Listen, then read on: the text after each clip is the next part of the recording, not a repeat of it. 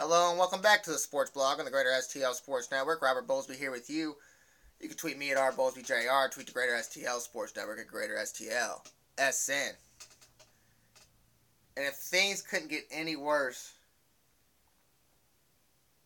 for this team on the injury front, what else do you think could have happened? So in back-to-back games, what does happen? You lose one of your best starting pitchers, maybe at the right time, and now you lose your leadoff hitter today with left hip soreness. Now they act like it was precautionary, and that's what they say about everything. They did shut Carlos down for the season, which, yay.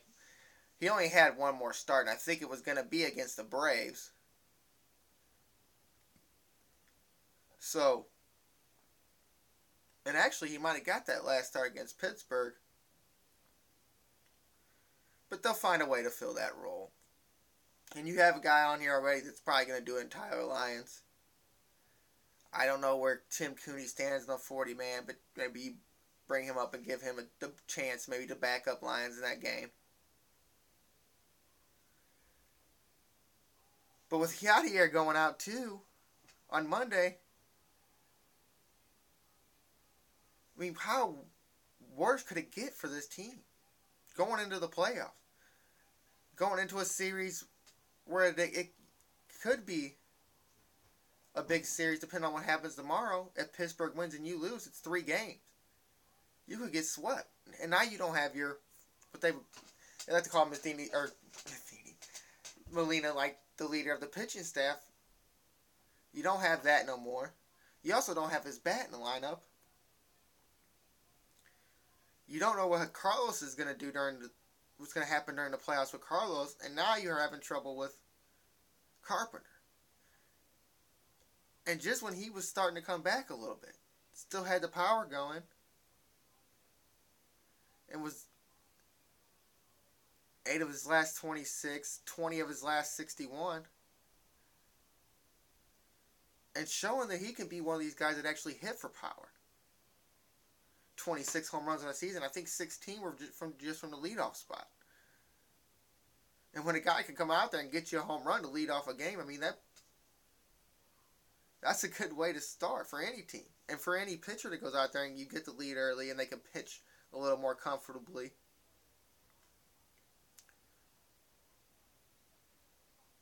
But you really can't lose any more guys at this point. Now, you can slide Reynolds right over there, but he can't lead off for you.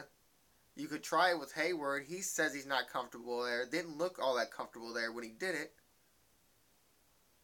And then Wong's struggling right now. And then also he was struggling when he was in the leadoff spot. Maybe you could try Piscotty the way he's been hitting, but you kind of want to keep him in the spot he's in to produce runs. I mean, what this guy is doing to save his team is remarkable for a rookie. And it was Grichuk earlier in the season that kind of took over the lead offensive role.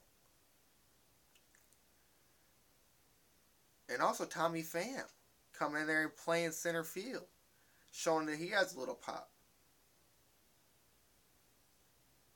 I mean, you've had to have a lot of help, and these guys have come up and do it. And I almost thought a lot of these guys were written off. I really thought Piscotty was written off. But I think they were just trying to get him a place to play, and the Adams injury kind of gave him a place to play. You get Halladay hurt, you get Grichuk hurt, and now you got a place for Pham to show off. And now you got to go back and look, man, with the way that this team has been pitching or been playing with Piscotty and Pham, do you really need to go and spend a lot of money on a guy like Hayward? Maybe you already have your starting first baseman Piscotty and Adams is that bench guy that you've been trying to find.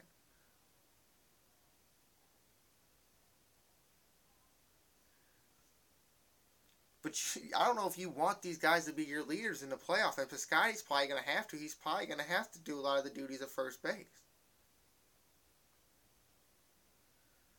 But you got to hope that Grichuk could come back healthy, because then you might have a young kid that didn't play all that much for season and Tommy Pham out there patrolling center field. I don't know how. I guess Hayward could do it, and you could play Piscotty and Wright, because Holiday looks like he's on the way back. 2 doubles a day, a couple RBIs. And they were showing his hit speed. Hit one, the first double he hit, that they said if he would have got on there would have been 103 miles per hour. Second double, 101. You see how they're easing him in. They're getting him out of games as soon as they can. Would you like to see not get this guy hurt again because you're losing too many players already? And Grichuk has been out there, and he's been playing some center field, and you got to feel better about that, even though the throwing program seems like it's going a little slower and slower and slower. He's shown he's still got power. And that's what you're going to need. Definitely if you got a pitching staff that's going in hurt. And here in the news that Waino's back through a simulated game. I think it was Tuesday, through another one today where they actually said he was actually doing drills to cover his position. I mean, losing a guy like Carlos that could probably been a stable in that bullpen. How would it be to get Adam Wainwright back? And just thinking that first game series, if you just go 3 starters and maybe throw Lynn in the bullpen. I guess you really couldn't do that now with Carlos out. Well, yeah, you could Jaime, Walker, and Lackey. And you have Lynn, Wainwright, Seagrass, and Rosenthal in the 6th, 7th inning in them games. I mean, that's kind of like what the Royals had a couple years ago. You only have to go get guys to go 5 innings. And you got a pretty good chance of every night closing that game up. And now that the pitching's all of a sudden coming back a little bit, coming back to earth, to where it was just getting crazy there, to where the starters it seemed like they couldn't get through 6, and they were just allowing a bunch of runs. I mean, but your last bad start was really on the 18th of September. And then your bullpen, that was their last real bad game. Manus had 3 earned runs allowed. Cishek with 2 earned runs in the 18th game. Lynn only went 3 1/3. And now that it's actually come around and come back to earth,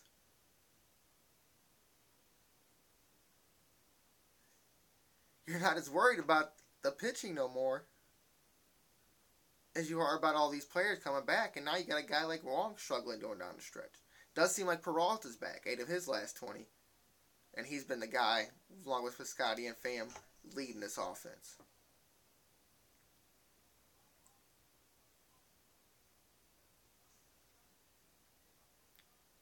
So, it's not really a big thing with Carlos getting this injury right here. It's a way to limit his innings if they are going to use him in the playoffs. But Jaime pitching 8 today. Lackey's been a workhorse all season. You know what he can do. You know what he's capable of in the playoffs. You know he's going to go out there and give you some good starts.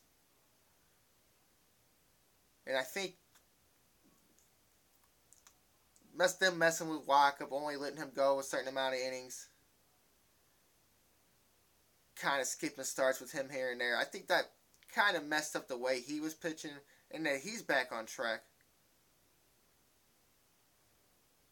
And that you actually got the main guys that you're going to see in that bullpen pitching well. You're almost kind of into ease again. But then you still got Pittsburgh on your tails, to where tomorrow, if you lose and they win, that puts it at 3 base games back going into the last series of the season, essentially. And the Cubs got a little lucky. They got stuck with the Cubs, or a little hurt at the end of the season with the way the schedule went for the Cardinals, where in the last week they see the Reds, the Pirates, and Atlanta. They had to see the Cubs and schedule makers. People were acting like that's a big deal. Why are the Cardinals not playing better opponents, more Central Division opponents down the stretch? Well, they have been. They played the Reds twice. They played the Cubs, and now they're going to play Pittsburgh. They just ended with Atlanta. I mean, it's not the Pirates ended with the Cardinals and the Reds, so it's not like that they're really getting hurt off in it. So you have to go out there and beat beat the bad teams and hope you fare well against the good teams. But the Cardinals can't let down. I mean, you can let down a little bit because of the pitching. You can as a fan, but the Cardinals can't let down because Pittsburgh just doesn't stop losing. And they actually do have a dominant pitching staff to where they could throw Cole out there. But then Burnett's been pitching well.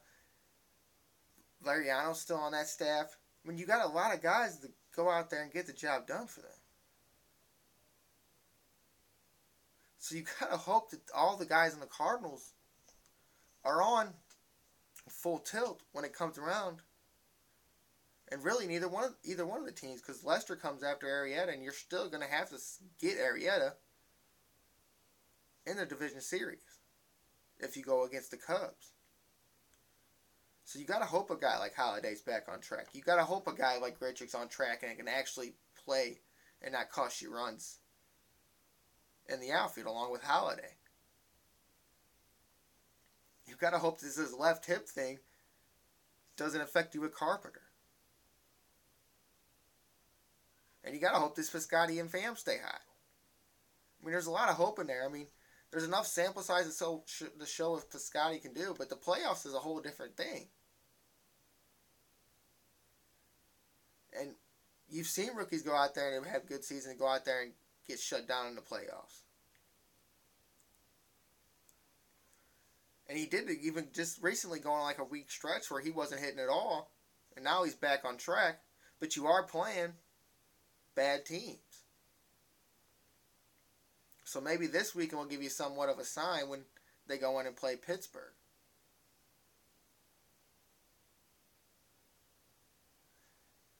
But, I mean, what's your lineup going to look like tomorrow with no Carpenter? You don't really want to know if you want to keep extending Holiday the way you are. Grichuk's probably back out there, I would think. No Yachty in there. And do you still want to give Wong some more time off?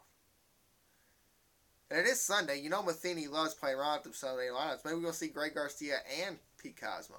That'd be a fun game. And Peter Borges in center field. That would take the cake. Maybe have Reynolds in there. Well, Reynolds is going to have to be in there third. Maybe throw Moss in there too. He was fine for a while. Moss, I mean, it was...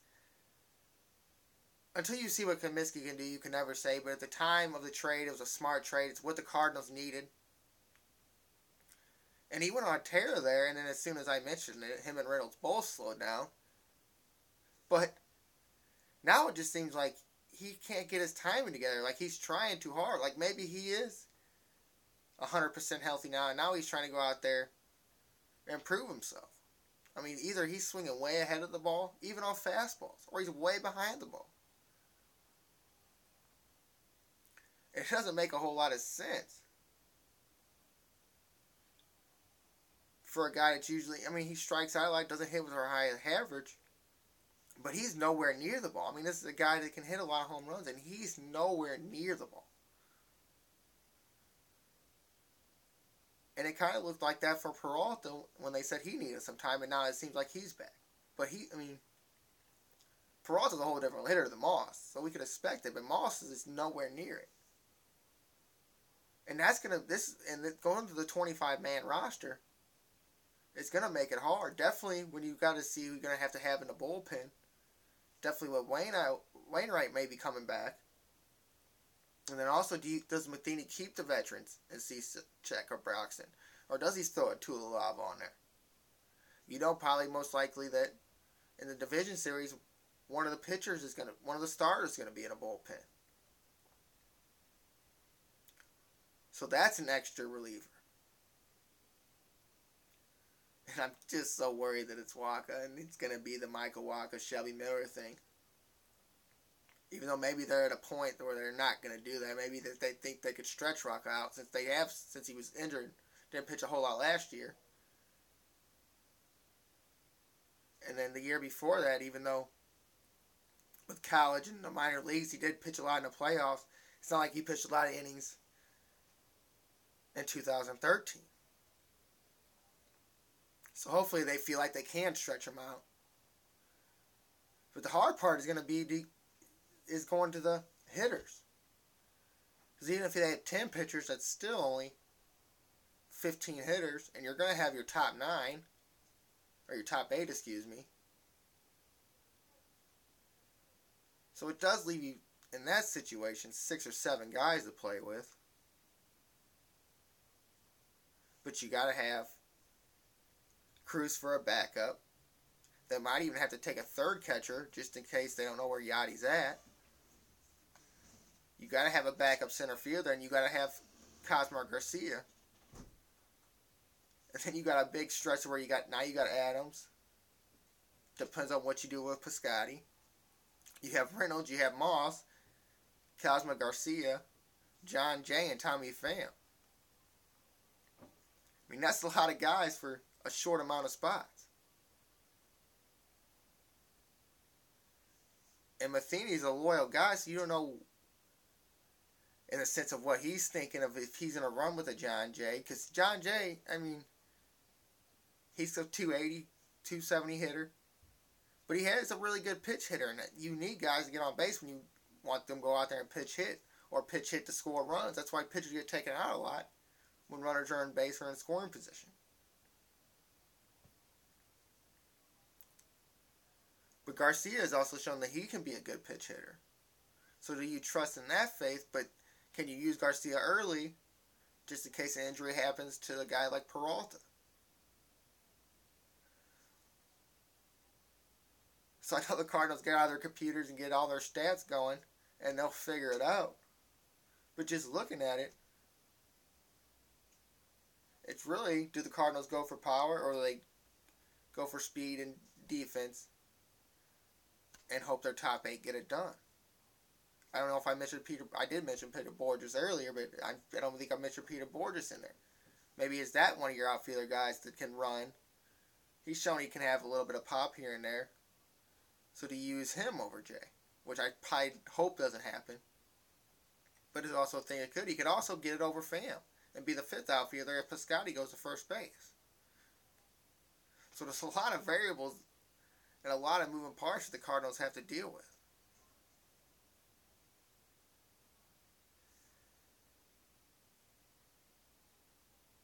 And I don't know what's more important, if it's the pitching staff that's more important, or if it's getting the lineup to the right way to actually score some runs. Something you've been having trouble doing all season, but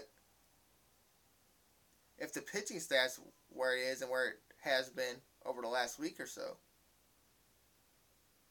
is it more about defense? Is it more about making sure you make every play, making sure you get the outs in the late innings when you have to bring certain guys in there, guys that basically come in or get ground ball outs in Manus? Or do they go with, we need to score as many runs as we can, so we have to have a guy like Reynolds on here. Or a guy like Adams, even though maybe he's not all the way right yet.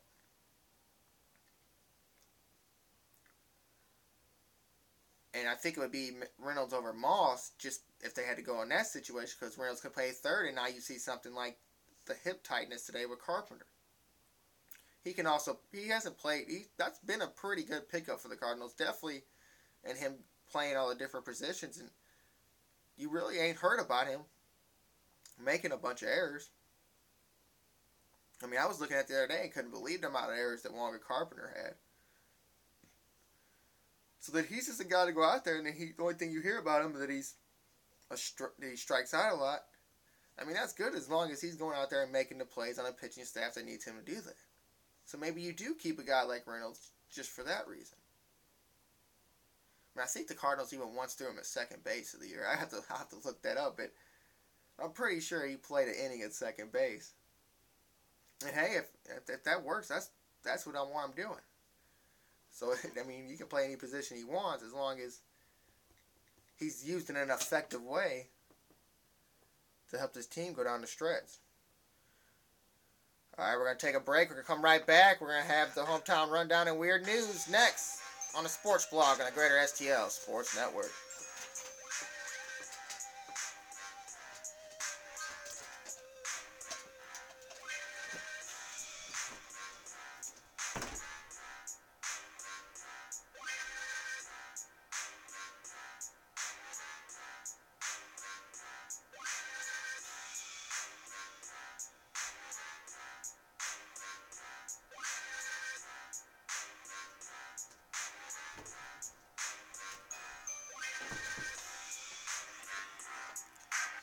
Hello and welcome back to the Sports Blog on the Greater STL Sports Network. Robert Bolsey here with you. And man, I was just took a break, went and got something to drink, and was looking at got the UFC on in the house, and boy, Roy Nelson is getting to look like a big fat bastard. And that's what I was laughing at as I came back to the show. But all right, let's get into it. It's weird news. And a Domino's in Berkeley County, Florida made a strange delivery to a resident. And a box of chicken wings was not chicken wings at all, but 2 stacks of money totaling nearly $1,300. Mike Vegas, a bartender at AT&T Park, thought he was going to have a night off, so he ordered pizza and wings, but when he got called into work, he just stuck the box of wings in his fridge. When Vegas came home around 5 a.m., he opened the box to find the money inside. Vegas said the driver had called back looking for the money but ignored the calls because he was at work. Vegas returned the money and updated the story by saying the driver is safe and keeps his job. Money is back at Domino's. I was offered free pizza for a year. Bonus karma should drop by soon. So I guess that's his free pizza he's talking about there. And I wonder how much free, does he get like one a week? I mean, I don't care what you get, but I wish they would drop some money off of my house. Maybe you take a little bit off the stack. You say, hey, maybe you don't want to get the driver fired. You just get all the money back and hope you get free pizza every day for a year, for a week or 2 a week or something. That would, maybe both days on the weekend. But who puts money in a pizza wing box? Like, don't you have a safe or a deposit box or something at your work where you put your money? I mean, that just doesn't seem like the smartest thing for a place to keep money. And what does this lady's boss say about that when he comes there and sees it? So, that's a nice story from Domino's, and they should come by my house more often. Alright, a North Carolina man is accused of selling a crushed up Pop-Tart to an undercover cop trying to pass it off as crack cocaine.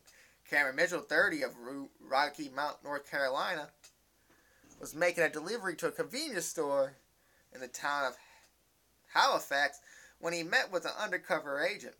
He allegedly agreed to sell crack to the man for $20, but planned to hand over the crumbled up bits of Pop-Tart instead. Authorities tested evidence and it came up negative for cocaine. Agents later found Mitchell's delivery truck at another store. He was taken in for questioning and admitted the whole thing, saying he needed some extra cash. He was charged with selling or delivering a counterfeit controlled substance and creating a counterfeit controlled substance. So for selling one and creating one, I don't think that's really... he didn't really create it. I mean, the cop got what he got. I mean, that's the cop's fault for not looking at it and knowing. So but that's just the way to get somebody. That's the way they do it. That's how they're going to do it. Try to see who the middleman is to take down a big man. And all this guy did was walk into the convenience store and pop open a Pop-Tart and hand it to you. So he's going to get charged for it, but hey, he's trying to make some extra money around there. And let's hope it's not undercover cops. I mean, you have to do something every now and then to make a little extra money. Look at me, I'm trying to make some on a stupid sports podcast. But hey, you never know. So, that is a pretty funny story, though. That guy, they wouldn't even think about doing that. And maybe he just thought it was some old, stupid looking motherfucker who just, and wow, that's the first time I cussed on the show. But, just some stupid guy that he thought he could pass it over. And you know how the cops dress. They dress like old, beat up hobos trying to buy some crack on the street. So, Now this story offends me as a left-hander. But, I mean, I could see why this teacher would think this in some ways. An Oklahoma mother alleges that a teacher at her 4-year-old son's school was told her son to stop writing with his left hand because that's the hand that Satan uses. Alicia Sands said she asked her son Zane, who normally writes with his left hand, why he was writing with his left hand to complete his homework. I just asked him, is there anything that his teacher ever asked you about his hand? And he raised his left one and said, this one's bad. When she asked the teacher at the school for an explanation, she was allegedly sent an article describing left-hander users as evil, unlucky, sinister. The article cites the devil as one of the worst offenders of using his left hand. What more proof do you need? And I should have looked up more of the story to see what happened to the teacher. But I kind of got lazy on the weird news because the story is so great. I feel like I could talk about it for hours. Because obviously it's a woman who thought this. Because I like left-handers. I mean, not Randy Choate all the time, but I like Kevin Seacrest. I like Jason Hayward. So, but I take offense. Because some left-handers are good guys. I know some left-handers are good guys. I think Michael Steven Olsby's a left-hander. He's a good guy. I mean, I could see the sinister part and stuff of what they meant by that. Look at me. But, wow. I mean, just a teacher would even say that to a kid, and just thought it was okay. And this must have been in the hillbilly parts of Oklahoma. But just to think that you could tell a kid that, hey, this is the hand that Satan uses, so don't use it no more. And in a preschool. And I guess mold them at a young age. And, but I just don't get it.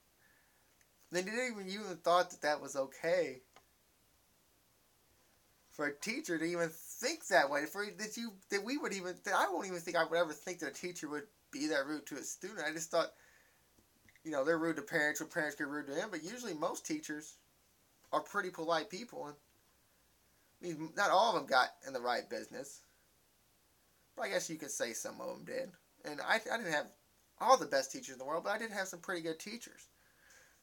And I wrote left-handed, and maybe that's why I thought some of the ones the best. Maybe I thought I was Satan, and that's why I was using my left hand. But let's move on from that. All right, let's get to the hometown rundown. As in the Frontier League Championship, the River City Rascals were swept 3-0 against the new champion Traverse City Beach Bums, losing in the championship for the second year in a row. And the days you had offense, you didn't have relief pitching. On the days you didn't have offense, you didn't have starting pitching really to the last game. And that was the story of the River City Rascals for the whole season. Their bullpen actually did start holding up the last week and even in the playoffs a little bit. But when you play a team that's better than you, and then your wear and tear start to show, that's what's going to happen. But for that team to keep going out there, and I think it was 5 of the last 7 or 5 of the last 6 that they've been in the championship, and to go out there and do what they do every year, which they're not making a bunch of money out there in Oklahoma, but they keep signing players, keep their good players around, and actually give you an entertaining show, 56-40. I mean, that's a pretty good winning percentage for a team. So it's kind of sad you only actually got to see one game of the championship. At least you got to go out there and see the game of the championship. I mean, it's not everywhere that you get to go see an entertaining event, and probably for a great price out there.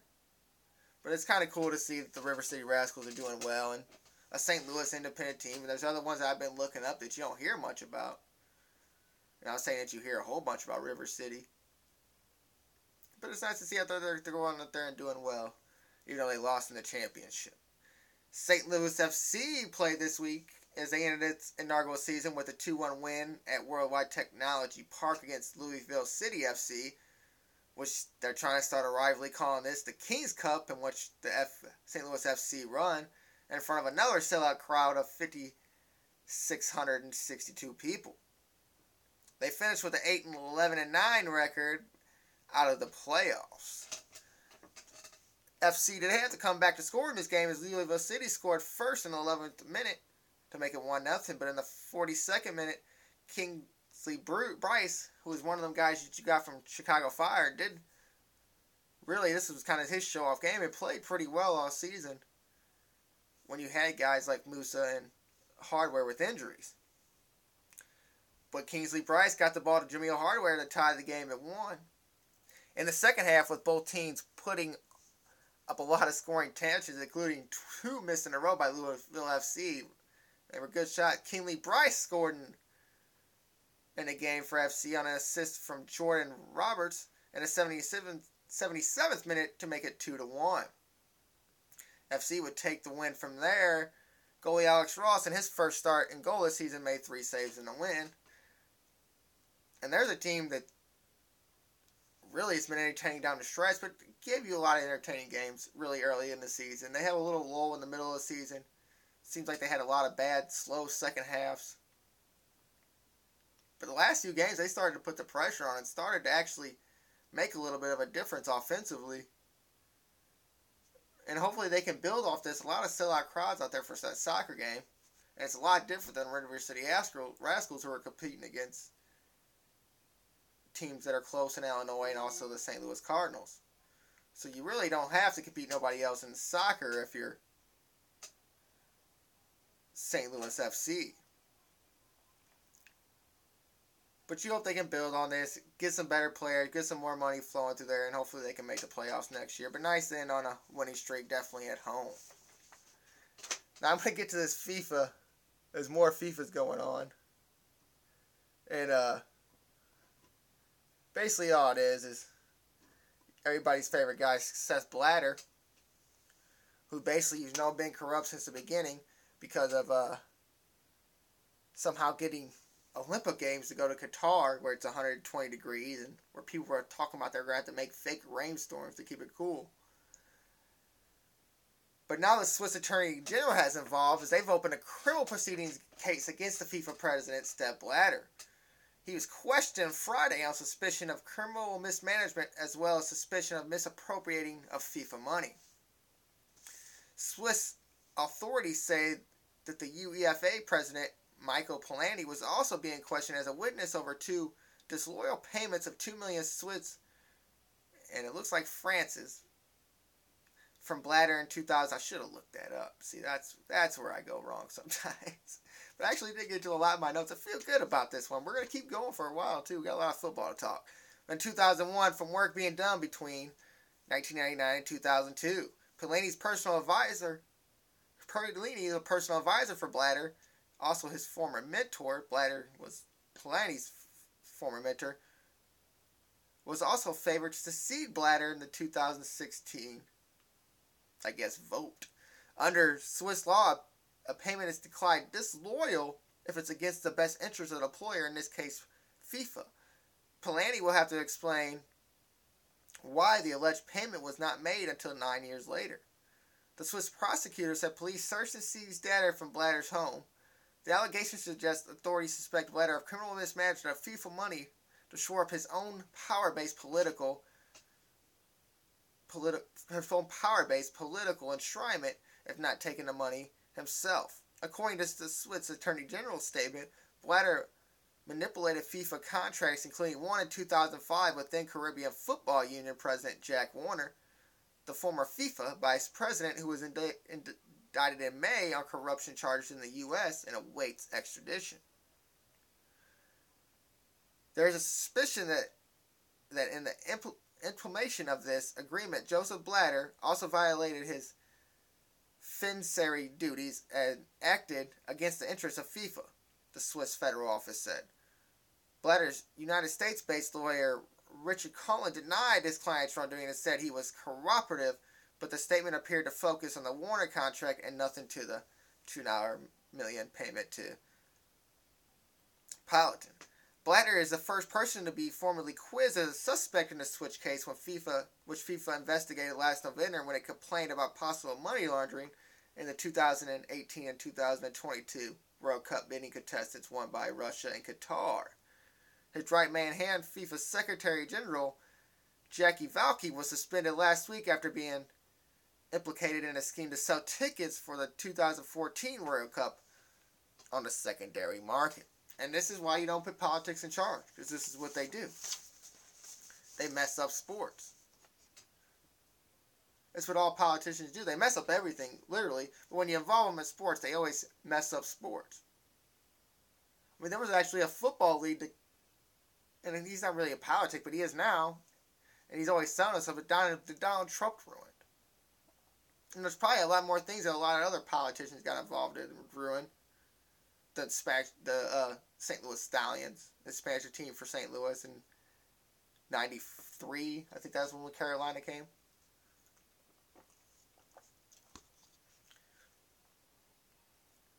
But every one of these guys were called football politicians. Football politicians.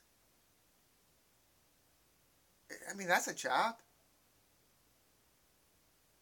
I go sell soccer, I guess? Or I get involved and act like I'm a big deal because I know how to talk. It just isn't, and they're all president, and all the politicians are president of these leagues. I mean, one with the Palatinis, the UEFA. The one guy that just got suspended. The Jack Warner, who was the Caribbean football league owner. I mean, these are all guys that had nothing to do with any proceedings for FIFA before. They were just politicians that got involved and got hired to lead the things. And that's what politicians also do, is they also try to get political gain. By basically selling the World Cup games to Russia and Qatar. If I remember right, the United States said we're not getting involved in a bidding war. So it was kind of already a complaint right there from the United States. And then you heard about all the things in Russia, yet they still got one. And then Qatar, like I already said, 120 degrees at the time. And they were talking about making fake rain storage and finding ways to make it, I guess, enjoyable. I don't know if that's going to happen. I heard it from them trying to build all that stuff. That millions and millions of people are dying. So I don't know how you get out of that situation. I mean, they're probably going to have to rebid that. And hey, hopefully the United States get it. But, I mean, I wouldn't go. I mean, am I going to go watch soccer?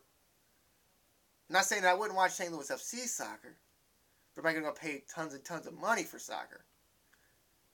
I'd pay tons and tons of money and hope the Cardinals win the World Series. But, yeah. I just don't understand it. When you know you're going to get politicians involved, and this is what's going to happen.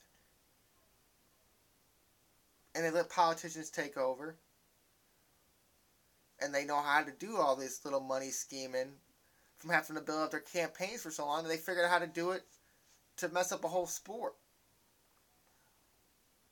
And it wasn't just one of them. It was all of them. Led by probably Step himself, as it looks like. But he got his former mentee involved and his personal advisor. He got another guy, the former FIFA vice president, involved, and now that guy's going to jail. In jail in the United States already, waiting to get extradited after, I think it was Trinidad and Tobago tried to get the charges dropped against him. But just because they know how to sell themselves and they can tell you that they can sell them sport, doesn't mean it's going to happen. And I hope this never happens in any of the leagues, because they already try it. Like they do with baseball on steroids, like they're trying to do with the DraftKings leagues. I just hope that somehow it's always stopped and it never happens. All right, another story from this week is Pete Rose met with Baseball Commissioner Rob Manfred on Thursday in New York and was told Manfred would decide on his request for reinstatement before the end of 2015. The meeting was held at MLB offices in Manhattan. Rose met for Manfred and his reps for a little less than 2 hours, making his case for reinstatement, but received no indication on how Manfred planned to rule. Now, as the more I look at this and I look at these rules, like I'm kind of like leaning 50-50 now on if he should be reinstated or not. Before I read like some of these reports, like in June, it was reported that new info discovered in documents that showed Rose apparently gambled as a player in his career, and he said he wouldn't comment it until he talked to Manfred about it. It just kind of seemed like he was kind of ducking and dodging the question, and didn't want to talk about it because it was a new report that was found out, and oh man, they found something else on me. And he's kind of been sneaky about it, and I don't know if I think with doing all that, if he really deserves to get that chance to be within guys that maybe not all did it the right way. You'll never really know about who did what. Kind of like this new 30 to 30 came out about the cocaine epidemic epidemic back in the 80s. And then you had the steroids, of course, at the end of the 80s and the 90s and the 2000s. And now you got guys that they don't know if they want to put in the Hall of Fame, or they don't know if they should be in the Hall of Fame because they played in an era where they could have done it, but you can't tell if they did it, but it seemed like they did it because of their stats. And it even affects guys where they're not even getting on the first ballot just because they played in that era. And guys are saying, I'm not voting for them on their first ballot just because they played in the steroid era and we don't know if they're involved in it. But this is a whole different thing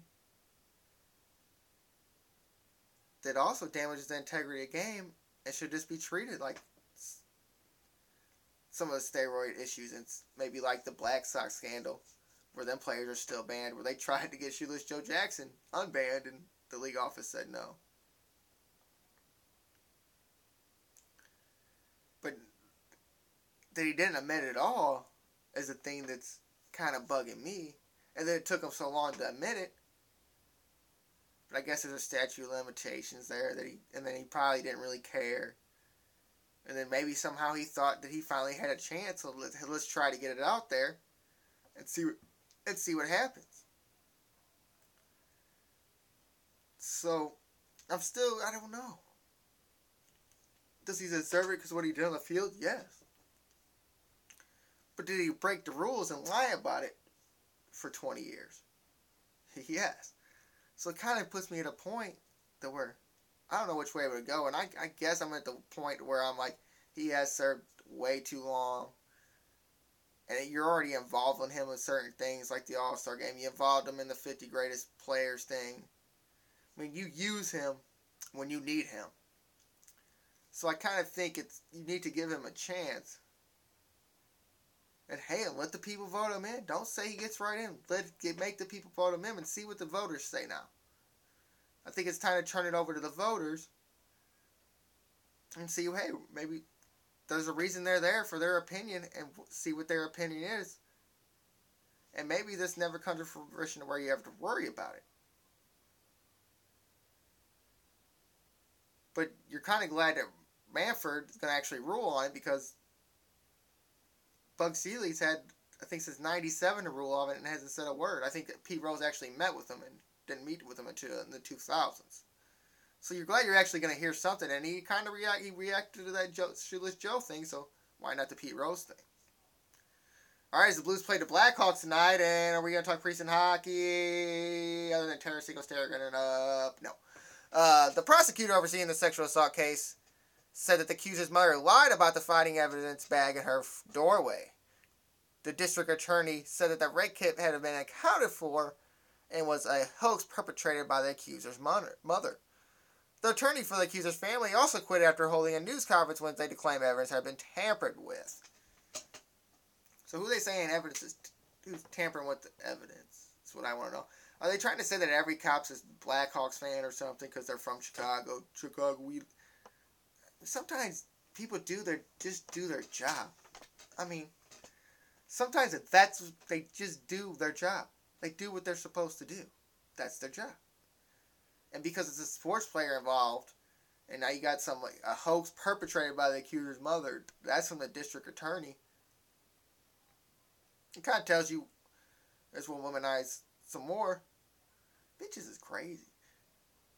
And are they trying to say that because it's a sports guy that they're just going to ignore it, and maybe that's why they're trying to get it on the forefront?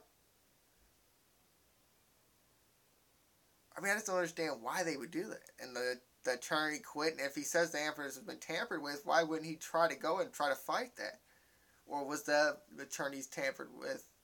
Was the evidence tampered with by the accuser's family? Was he lied to? And now he doesn't feel like he should take the case. I should have got into it a little more, and it kind of just popped up on me, and I wasn't going to talk about the attorney thing, and then I seen it. But there's no real winners in this because his reputation's tarnished, and there's always going to be that thing in the back of everybody's mind, just like there is with Kobe. That what if he really did do it and got it off with a sports star? But if this lady lied, and if this lady's mom is doing this to try to get it more known, I mean, wouldn't that just be a crazy story? Something like that you never heard of before? And maybe that does keep Kane on the good side of everything just because they can prove that, hey, these people were off the wall before I even was with this chick, or even if I was with this chick at all. So I bet for a young kid like he is, I bet this is just crazy thinking about it. I mean, I think him and me got to be right around the same age. And if I had something like this, man, I'd be going crazy. And he's got to go out there and actually try to do a job he gets paid a lot of money for. Like, I don't even know if I could do my measly job. I mean, it's not easy work, but it's not hard work. If I had something like this weighing over me at all times.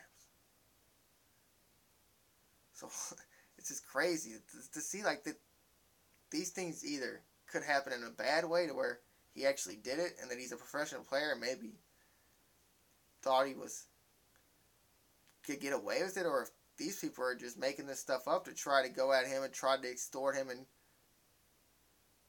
try to ruin this guy's life for no reason. Alright, next we're going to hop into it with a lot of NFL, and maybe I even come back and say the football show. I don't know. I haven't decided on that part yet. But that's going to end this portion of the sports blog right here on the Greater STL Sports Network. See you in a couple seconds, matter of fact.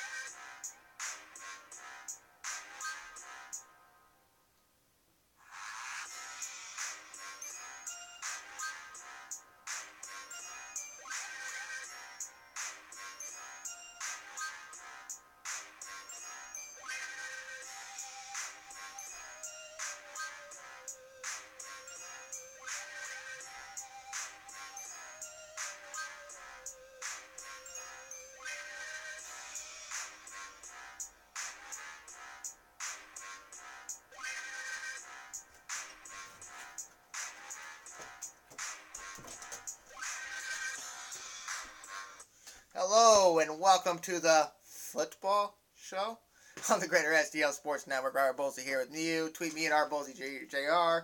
Tweet the Greater STL Sports Network at Greater STL SN. Just search it on Google, Greater STL one word Sports Network. You'll find the Facebook page and probably the Ustream account. If not, it's on Twitter. It's on Facebook. You'll find it.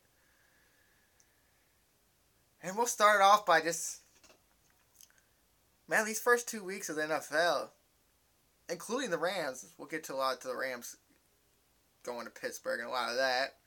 Maybe talk a little more about the Redskin game. But just to think that, like, Indianapolis is at 0-2. You have players like Breeze going out. Tony Romo going out. You have a controversy in Cleveland over Johnny Manziel and Josh McCown, something you thought you'd never be talking about. I mean, it's kind of been a good couple weeks. The running's down. You can't really tell because the scores are still up. Unless you had 10 points this week and I see two teams.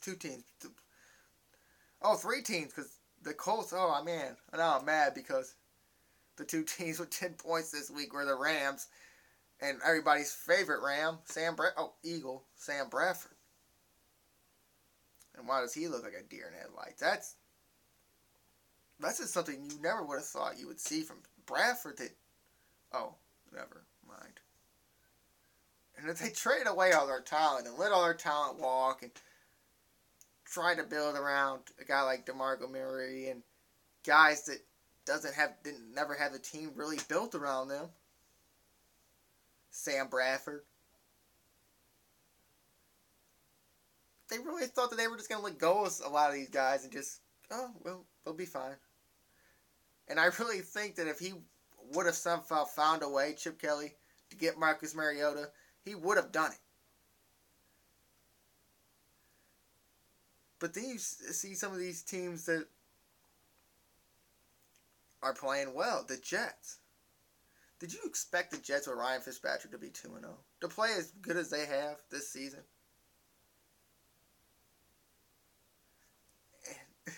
With Ryan Fitzpatrick. And then another team that went out this talking this week. Rex Ryan really did a lot of the talking. But they put 32. Now, don't look at that game and say the Patriots, it's 40-32. That was a good game. That was not a good game. Buffalo came back at the end a little bit. Might have been a fun game. But in the beginning, the Patriots took over that game. And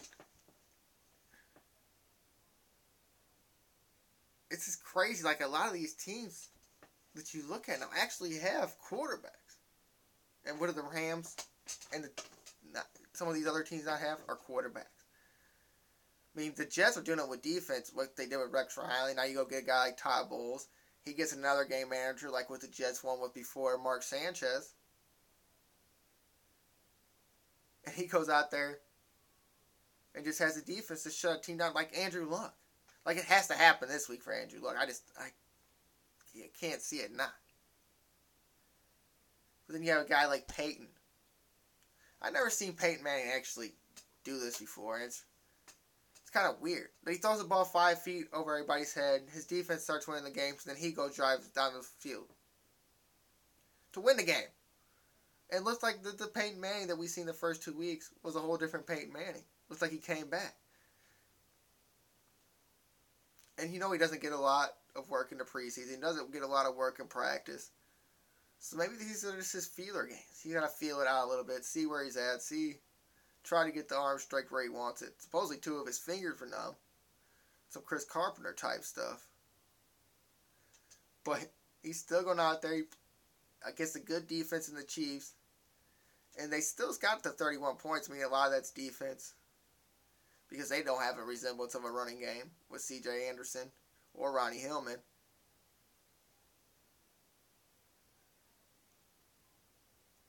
But somehow they get it done. And and some of these teams are like that. The Chargers are another one that seemingly every year get it done without a running game, even though they lost last week to the Bengals, who got somewhat of a running game with Jeremy Hill and Bonnie Bernard. But pretty much, it's been Andy Dalton. And you've seen with the Steelers' defensive thing, the 49ers losing all their defense when they were playing to you. They really, if you looked at the stats of that 49ers-Steelers game, the 49ers offense didn't play that bad. They didn't have a resemblance of a running game, of course, and then they lose 43-18.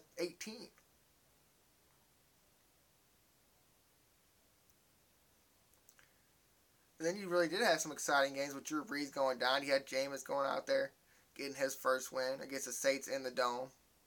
And then you had Johnny Manziel versus Marcus Mariota with Johnny Football coming out on top, 28-14. So there's a lot of interesting games last week. And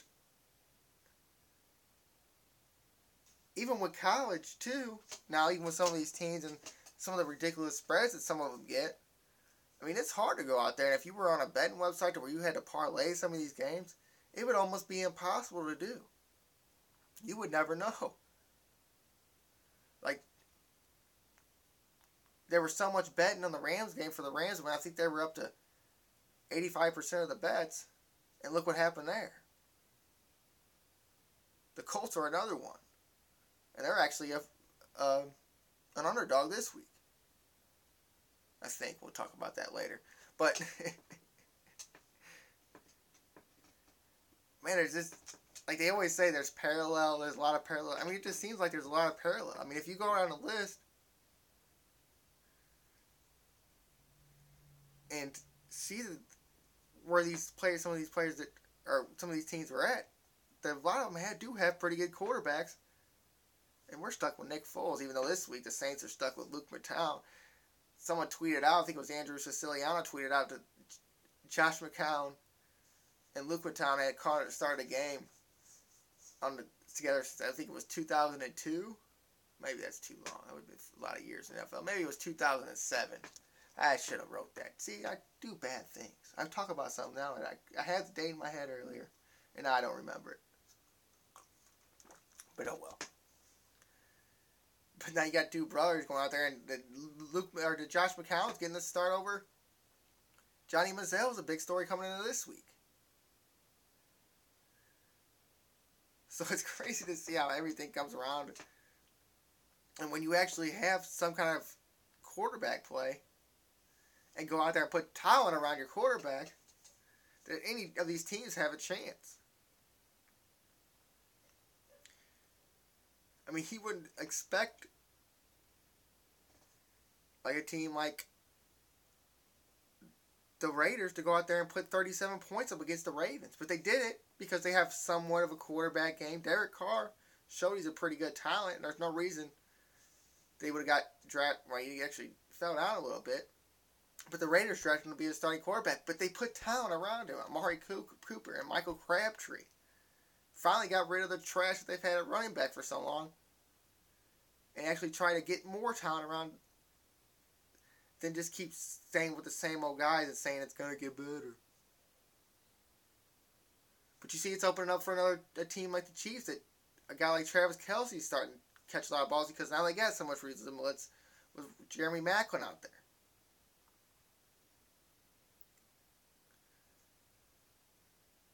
I mean, then you see a team like the 49ers, who, even though they only scored 18 points on offense, a lot of it is because they had a big play receiver, a big play for Torrey Smith to even score some points. But if you do things like the Eagles and let all your players go, you let all your players go, or you're like the Rams and you just try to fill in what you need, this is what's going to happen. I know it's worked for Tom Brady for so long, but you don't have Tom Brady. You have Nick Foles. I mean, I don't even know who the Bills got at right receiver, but their offense has been doing pretty good. And they look good with Fred Jackson and C.J. Spiller. And they're running game for LaShawn McCoy, who hasn't been playing like great. But a guy like in Cleveland, like Travis Benjamin. So it kind of really what it kind of shows is if you build around some of these quarterbacks, it makes your team a whole lot better. And maybe some of the Rams will look at. I mean, there's still guys like Aaron Rodgers who actually have great wide receivers, and Jordan Nelson, and guys can go out there and get the ball, and Randall Cobb.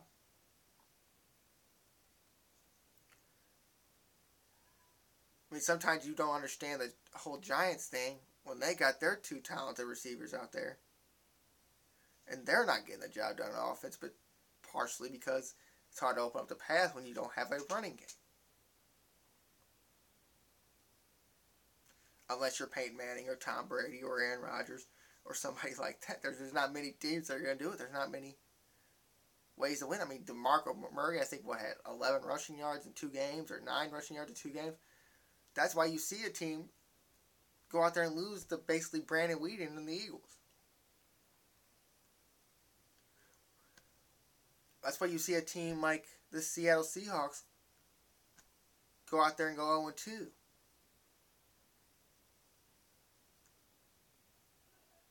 Because the only thing they got is a running game. I mean, you made the Rams' defense look halfway good. Like, we really thought that Sports Illustrated offer was going to be 11-5. So, I mean, this is crazy. I don't understand it really with the parallel in the NFL, and it kind of makes me mad because I kind of want to be a betting guy sometimes. I want to go out there and try to make myself a little extra money, and then you go out there and you see the spreads, and you're like, man, I would have picked that one. I would have picked that one. I would have picked that one. I'm a homer, so I would have picked the Rams like an idiot. And I actually think it's fun, and it actually has been a revolving door with some of these playoffs where other teams are starting to get in. You know, the Chiefs had a long while. You've seen teams like the Lions get in. The Chargers seem like a team that get in a lot. You see the Dolphins, they always have a chance. But it would be kind of fun to see some of these teams get good that you haven't seen in a while. The Raiders, the Jets. Because it does make for some intriguing TV to spotlight the games in New York and stuff. And it would be intriguing TV if we could have a good team in St. Louis. But it also is kind of intriguing because you see a upstart defense like the Jets with Ryan Fitzpatrick and a quarterback. And maybe they can go up against one of these teams like the Broncos or the Patriots. Or even what they did 20-7 to Andrew Luck and the Colts. I mean, that's kind of fun for me to see. I mean, to look at the score and see it, but I mean, if you watch the game, you know it was. But it's kind of fun to see the Patriots actually have to score 40 points to win a game against the Bills.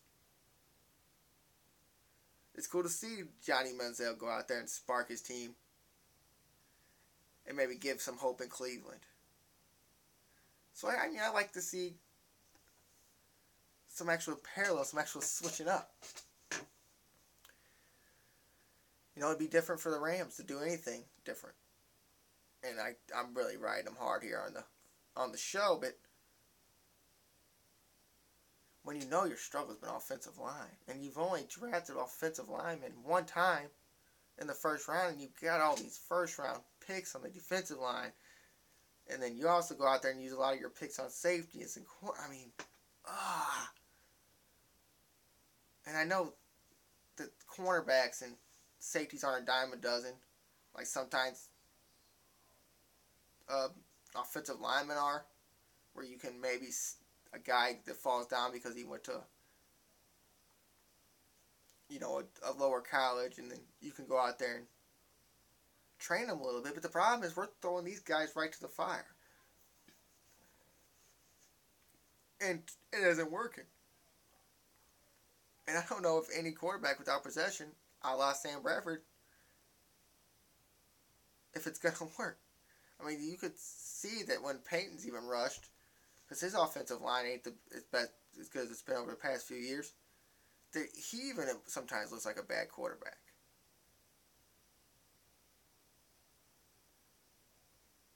And you see with Russell Wilson, too, that he looks flustered now, that he doesn't have the offensive line that he's had in the past, and receivers can't get open. And now you got to hurt Marshawn Lynch out there because you're probably handing him the ball. After, you know, 30, you almost have to hand him the ball 30 times a game to win because you don't have nothing else out there. Jimmy Graham's not even involved in your offense.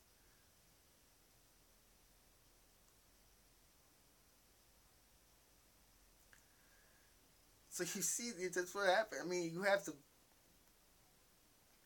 not build a team, not build your team and then get the quarterback. It's build your team and then get the quarterback to run your system right. But even if to run your system, if you're going to have a system, run it. And don't be this, if you're going to claim to be a run-first team, and then go out there and now your first time you might actually see the Rams be a run-first team is this week. But they had to throw it last week because they couldn't get the ball. They couldn't do nothing. It's kind of what San Francisco had to do and why they got so far behind against the Steelers. I mean, it almost worked for the Bills, but that's not going to work for you in every game. And we know that. I mean, Michael Crabtree went to Oakland? Are you kidding me?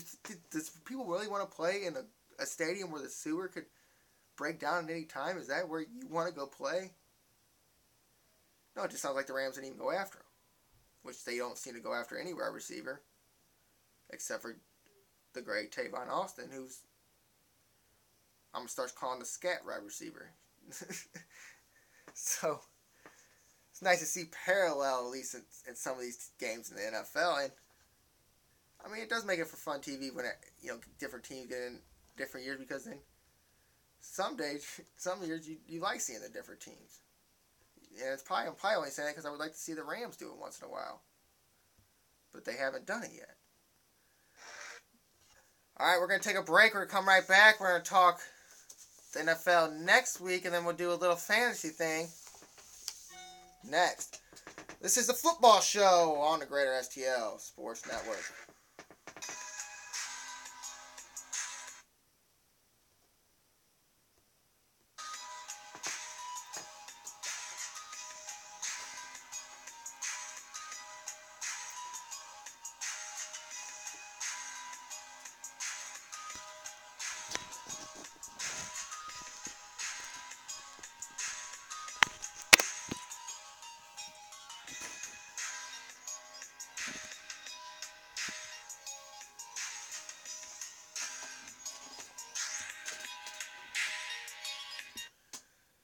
Hello and welcome back to the football show on the Greater STL Sports Network. R. Bolsey here with you. Between me and R. Bolsey Jr. To the Greater STL Sports Network, Greater STL SN.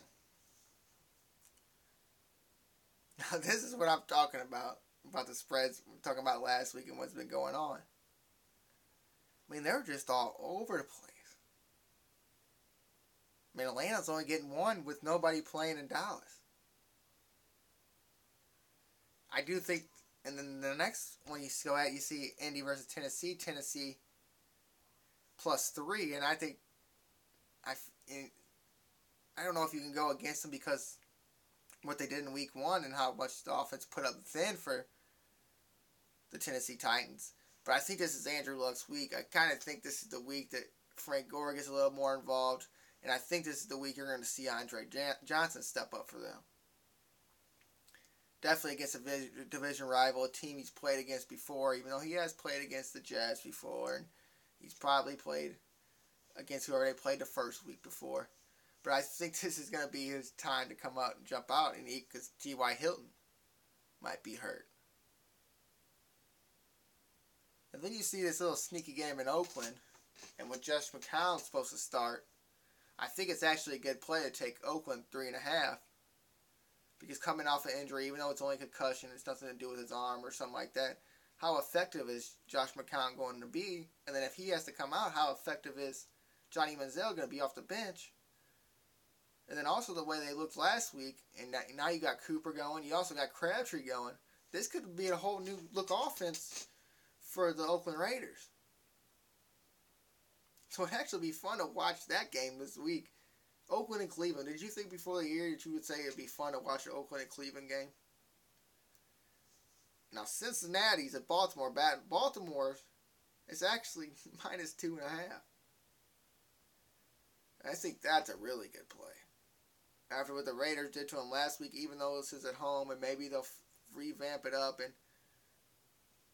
playing a team like Cincinnati played before. But I think this is the week for Andrew Dalton.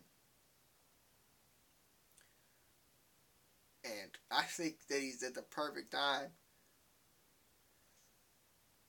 because they're playing a team that's kind of been struggling on defense and definitely in the passing game. And this is the time where you go out there and you get an A.J. Jones going and a Santu going.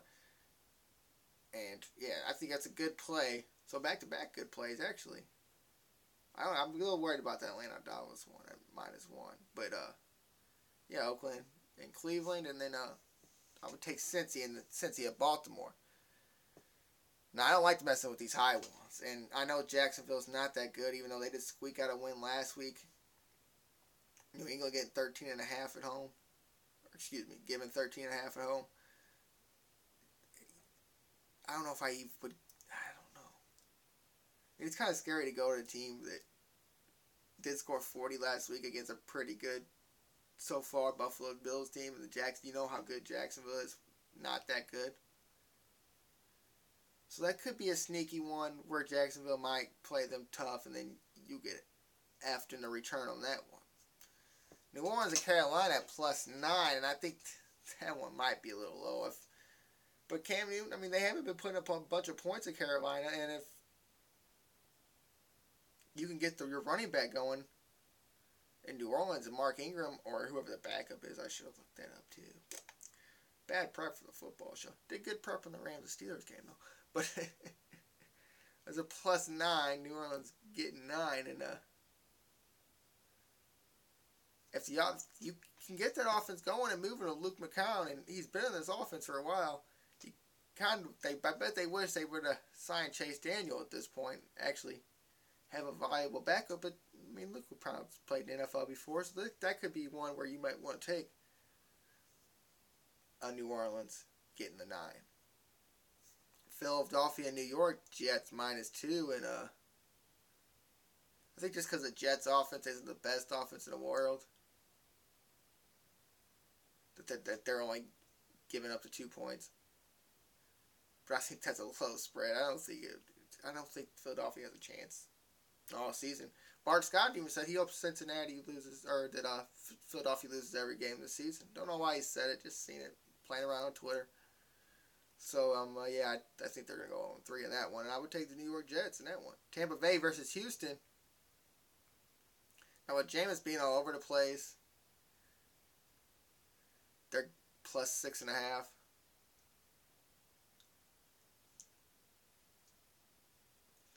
I mean, they are getting a lot of points at 6.5 points. I mean, that might be a good one to take just because you know it's going to be a low-scoring game. You know it's going to be Houston trying to game manage the ball with Mallet in there, or even if Hoyer's in there.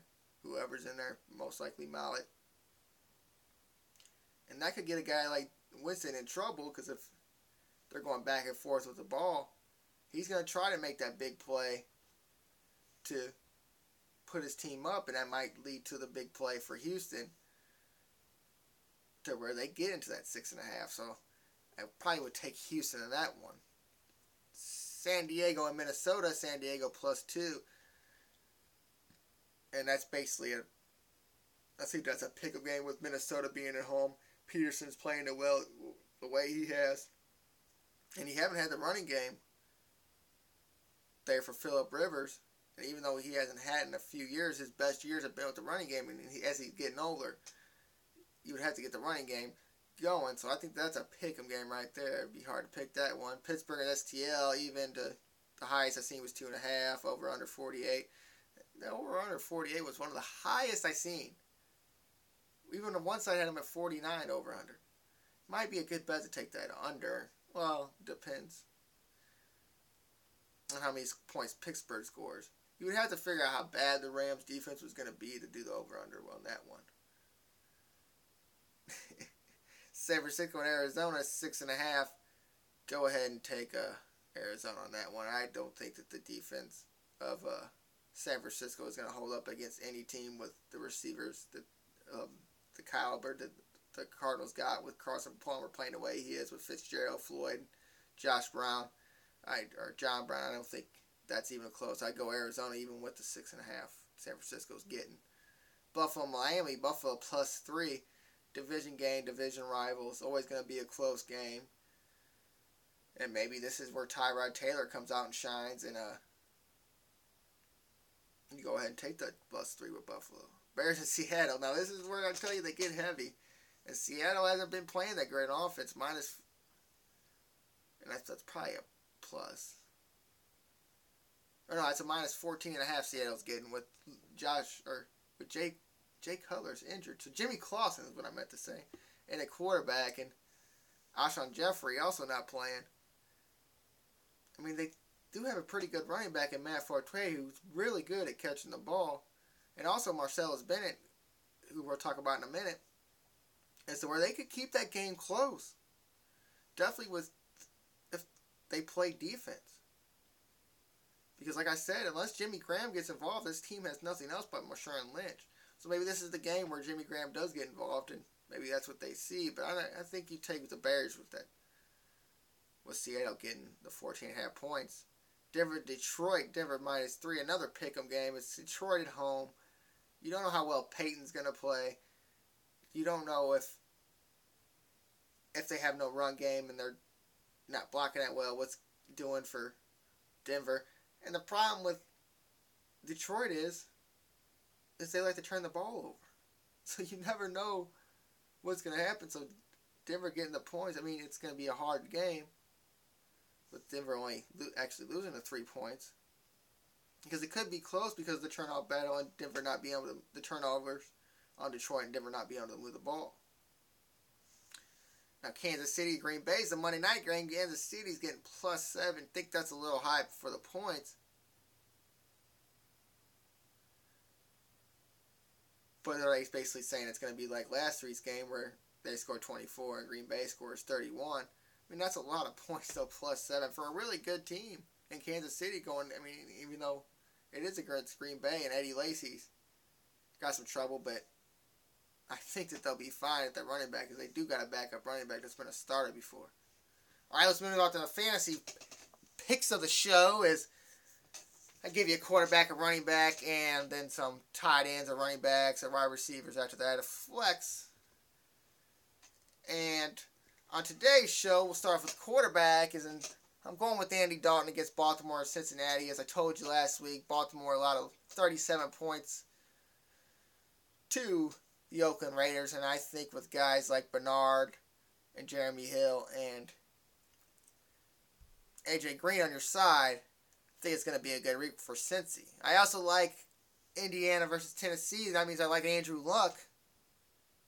It's having his breakout party finally. I think it's just about time that Andrew Luck starts playing like Andrew Luck, and maybe even a guy like Frank Gore starts playing like Frank Gore. I would go with the guy that I just wanted to skip over in these fantasy picks, but he does it every week, and I would go with the New York Jets running back Chris Ivory at running back. And it just seems like every week he does it. And you're playing a team that does turn on the ball a lot, and you're going to want to have time of possession against, and I see them playing another battle game to where they're running the ball a lot, and Chris Ivory is the main back. I also like having Fred Jackson maybe at the flex or something. That's the backup running back in Seattle with Marshawn Lynch being a game-time decision, which there's a big chance that Fred Jackson would get a lot of carries in between there. So I would take Chris Ivory of the New York Jets and Fred Jackson at running back. At wide receiver, he might not be the flashiest guy, he might not be the best guy, but with McCown or Manziel, whoever's in there, I would take Travis Benjamin from Cleveland. And also I would take Jeremy Maclin's from wide receiver for KC, as he hasn't playing well over the last few weeks, and I also think that this might be the game where they have to go to him a little bit more because the Green Bay Packers might be looking to go and stop Jamal Charles. I would also take Michael Crabtree having a big week with Amari Cooper finally opening it up. I think he's going to get covered a little more as people see what he can do. But Crabtree did catch some touchdowns last week and gain some yards. But we'll see. But so I'd go either one of them two guys and any Green Bay receiver as usual. At the flex, I would go with Marcellus Bennett, tight end of Chicago. This Jimmy Clausen's going to have to throw to somebody. And I think that he's going to get a lot of it. Forte's going to get a lot of it. I'd also go with Lacey being a little hurt. I'd go with James Starks, Green Bay running back.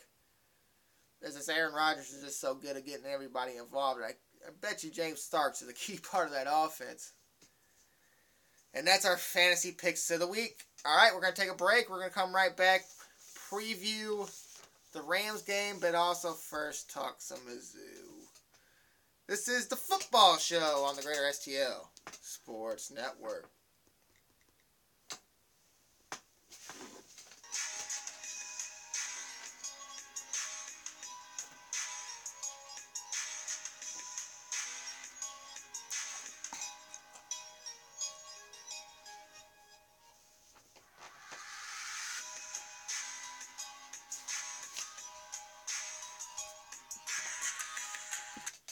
Hello and welcome back to the football show on the Greater STL Sports Network. Robert Bowlesby here with you. You can tweet me at rbowlesbyjr, tweet the Greater STL Sports Network at Greater STLSN.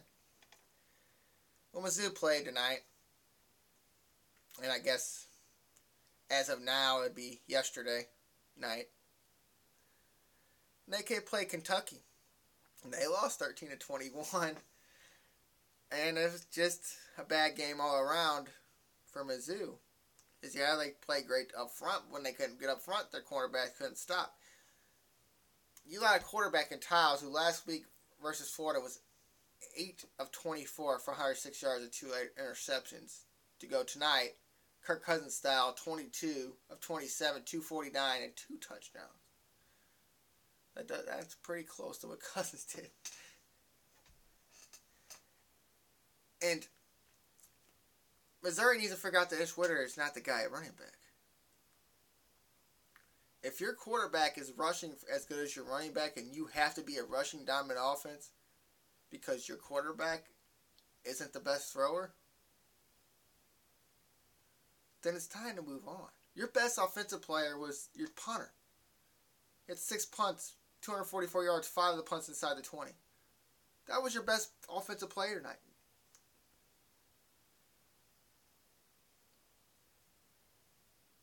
And I'm starting to think that, and it's like, no, you people are crazy, make no sense, you're not thinking it all the way through. But I think it is time to start maybe 50-50 in with Drew Lock. I mean, he only threw 5 passes, completed 3, 47 yards. And against a team that was just dominating the front line of Mizzou all night. I mean, it's been happening all season. Mock been running around crazy all season, and I mean, that's going to affect him. But I mean, he's 15 of 30 for 180 for 1 touchdown. I threw the ball up a bunch of times. Just threw it up there, hoping somebody would catch it. And a lot of that was because he was getting blitz on every play.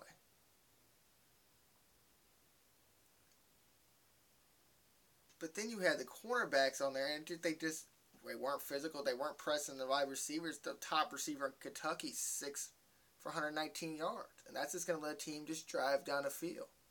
You had a guy in JoJo Ken, 13 for 66, and that's probably not his name, so don't quote me. It's JoJo something. I didn't write it out all the way. But 13 for 66, and your leading rusher was 11 for 50. So even though it sounds about the same, when your quarterback's so efficient, all you got to do is just run the ball down the field a little bit, and it opens up your efficient passing game. I mean, on third down, they were 9 of 14.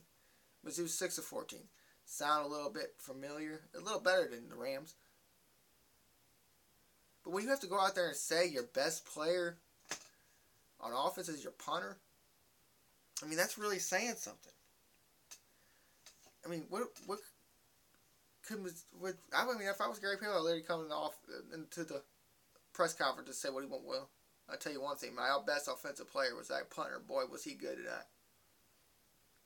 Because that's really all you had. I mean, your kicker finally didn't miss a kick for the first time in about 55 years because he's been on the team for about 30. About 60, really. I said 55 or 60. You see that? Bad math. But, man, this wasn't a game to watch. It just wasn't. These games, you don't know what's going to happen. I mean, it's crazy. If last week, Florida, a lot of guys that you allowed to throw 22 to 27 to throw 8 of 24. I think that we're going to do it to Matty Mark when against these teams, he's only throwing 50%. I mean, it might be 3 of 24. And I mean, I'm being serious. And you're going to have to find something new at running back to give Matty Mark some help, or start giving Drew Lock a shot a little bit more and see what he can do, because you have nothing on offense. I mean, I know your wide receivers suck and they don't catch every ball, but they had to make plays for you tonight just to move the ball because you had nothing else. And plus, he has to throw the ball up there crazy every time because he's getting blitzed on every play. So this looks like you're in a lost season, and you're going to have to hope for Drew Lock next year. I mean, that's literally what I think is going to have to happen. And the problem is I think they like Matty Mark so much that it might be just a 50-50 system next year. But that might work in Drew Lock's favor to where he ends up taking over because he plays that much better than Matty Mark. But you got to start being physical up front on both sides a little more, even though Kendra Brothers, again, another 10-plus tackle game. And just like the DBs on the Rams, you got to be physical. You got to stop wide receivers from sometimes getting down the field. And they didn't do it in this game. Guys were getting right past them, making catches, big plays down the field, like against a Kentucky team that's not that great on offense. I mean, they weren't that great tonight. I mean, on points-wise, only scoring 21 points. But you actually made them look decent. Like they were actually could be a really good offensive team if they wanted to be. And then you look at the stats from Florida last week and say, how did this happen? How do you let this happen if you're Missouri? To where you allow a guy that didn't play that well last week to look like Brett Favre this week. I mean, if you compare the quarterbacks, he made your starting quarterback look horrible. He made your starting quarterback look like Case Keenum. Even back up for the Rams, though, right? Yeah, that's what I thought. But anyways, it's a bad game for Mizzou. I didn't even look who they play next because it might scare me. Probably Florida. So Florida's in there. I'm 100% sure of that. So, I mean, it's a bad loss for Mizzou, and hopefully you pick it up sometime. I mean, that's all you can really say. Now, before I get into the Rams-Steelers game, I want to kind of talk about... I don't want to kind of talk. I'm talking about it for a little second, but the Vikings mascot who's mad and he's not getting paid. I think he wants $20,000 a game. And he's not even their official mascot. He's just some guy that comes dressed to a Viking. I think they were paying him $1,200 a game to just show up. I would take them accommodations, I think. If I just had to show up every Sunday, I get to ride a motorcycle out for free probably. I get to probably sit wherever I want just because I was a fan of the team and dressed like an idiot. And now he wants more money, and now he's asking where his counter offers at, and blah, blah, blah. And they're not going to budge anytime soon. They're probably just going to say, you have a contract, this is what we're going to give you, you sign it. So it's just a funny story that a mascot's fighting with the team. I don't know how that's almost even possible. Alright, let's move on to the Rams and Steelers.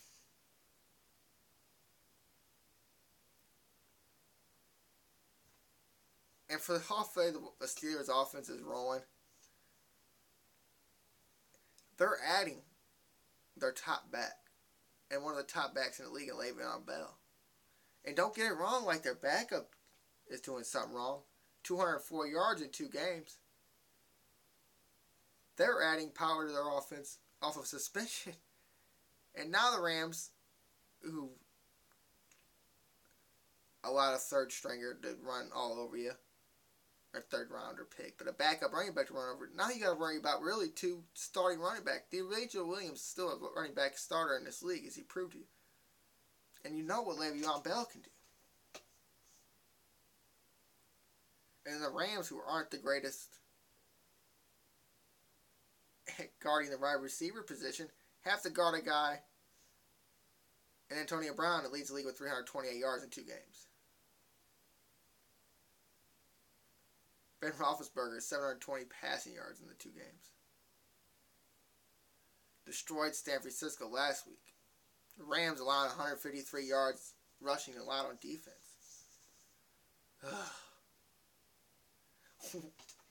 What do we have to do to be happy about football around here?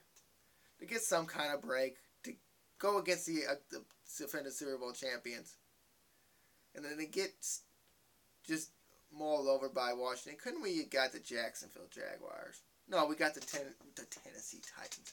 We would even love to have them. No, we got stuck with one of the best offensive in the NFL, and the Pittsburgh Steelers,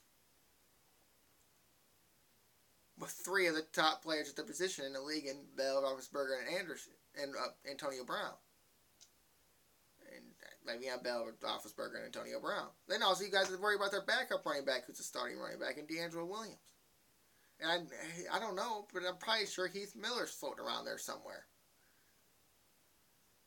So for a team that's defensively challenged, it's just like, ugh.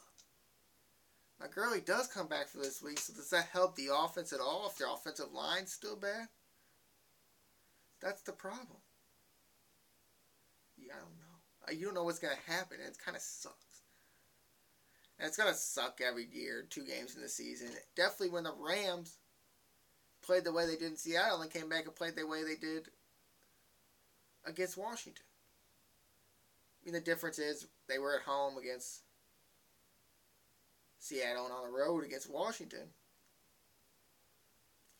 But a much better team is coming in than either one of them teams, really.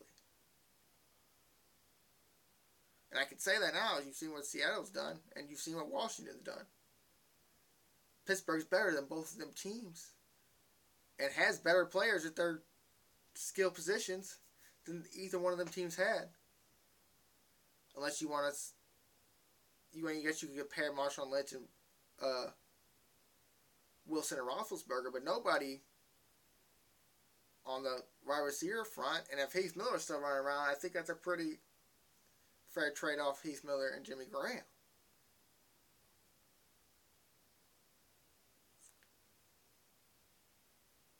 But what defense shows up for the Rams this week, and what offensive line showed up this week? Is it defensive line that got 6 sacks against Russell Wilson, or was it a defensive line that didn't really pay attention to what was going on and just thought they were going to go after sacks, and the guys ran right past them? I mean, that's where you're at this position in the season. It's only 2 games in, and you've seen 2 completely different Rams teams. And how all the Rams would go out there and fare in us in an offensive battle. If Roethlisberger and them drive down the field, can the Rams come back and do the same thing? And you just don't know if they can do that yet. Even though the big thing is they got Gurley back, how healthy is Gurley? And how good is he going to be behind a bad defensive line? Or bad offensive line? And maybe he is the opener. Maybe he's the one that kind of helps the offensive line out by finding his own holes and maybe getting to the outside when the run's called for to go up the middle. I don't know how much cutbacks that they're going to have him do, trying to move around a lot on a torn ACL. You see what happened last year with Sam Bradford when people thought they might have brought him back a little too early.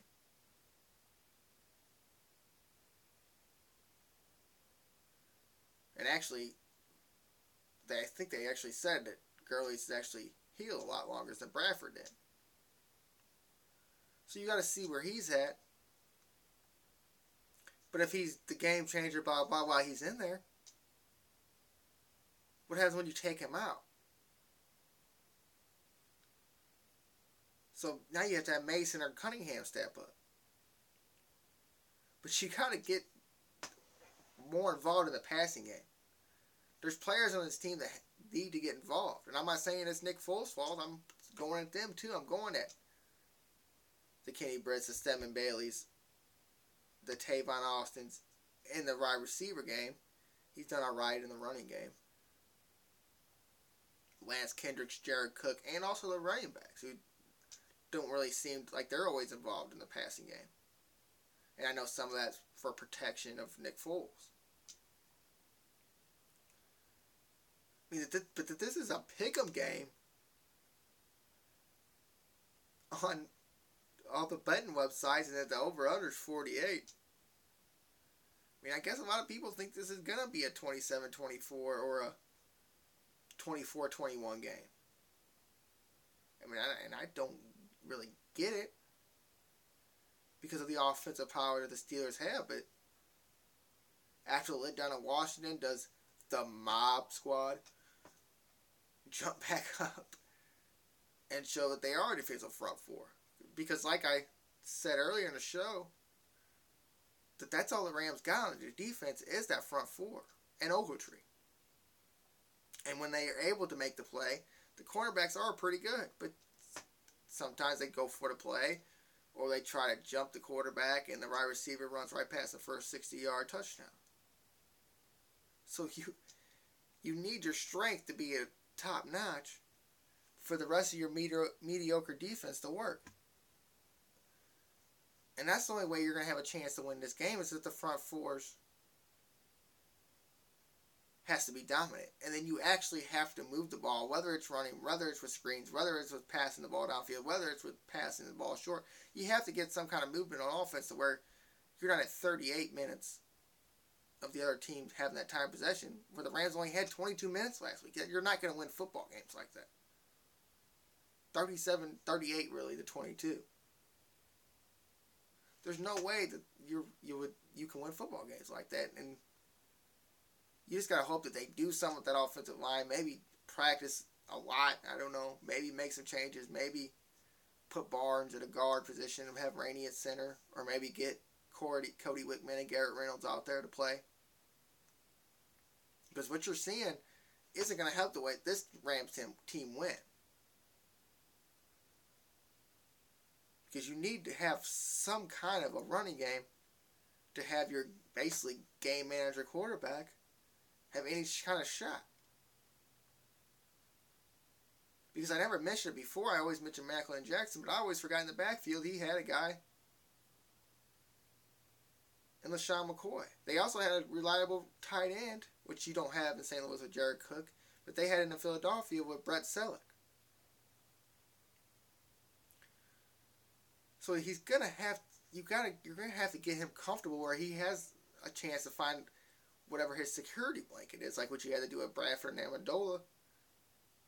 But the only way that's gonna open up is if you get some kind of running game. You can't have your top running back be Tavon Austin every game. It just can't happen, or you're not gonna win. Definitely when some of the rushers are just going right up the middle like he's a regular running back.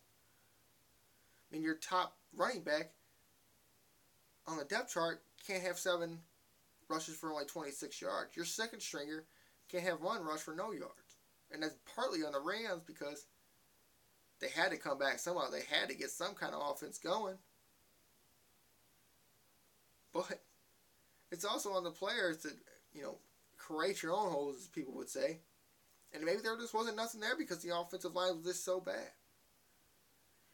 And hopefully Washington, found something that they seen from the Rams before, maybe last year, because they beat them up so bad that Washington went back and studied the game hard. And they also, the bad blow of Fisher going and sending the captains out there, the guys that they got from the RG3 trade and all that. Hopefully that Pittsburgh doesn't do all that research, is what you're kind of hoping for, really. I mean, I hate to say it, but you're kind of hoping that maybe Washington had a stick that Pittsburgh does not have. And I just don't see how it could be a pick'em game. I'm not going to give the Rams a chance to win, but I did that a couple weeks ago and they won. So, I mean, I'm just going to say, I guess it's a pick'em game. I guess they didn't see that Pittsburgh scored 43 last week. And the Rams only scored 10. I guess they only see week 1, and maybe it's different with the Rams being at home. Maybe they see something with the Rams being at home, and maybe they like playing in a dome better. I don't know. I don't get it. But, hey, I'm not in Vegas, and that's why I'm not rich. But front 4, like they always want to give you 5 keys to watch. Well, 4 of them should be the front 4. Because that's your only shot. And number 5 should be Gurley. Or the offensive, actually should be the offensive line. And see if they can give you somewhat of a running game, but maybe put an asterisk next to that. And the other honorable mention is Gurley to see what he can do while he's out there on the field. And maybe put running backs right next to that. And don't add Tavon Austin to the running back category. Alright, that's going to do it for the sports blog and the football show. We'll see you next time. I'm Robert Bowlesby, and this is the Greater STL Sports Network.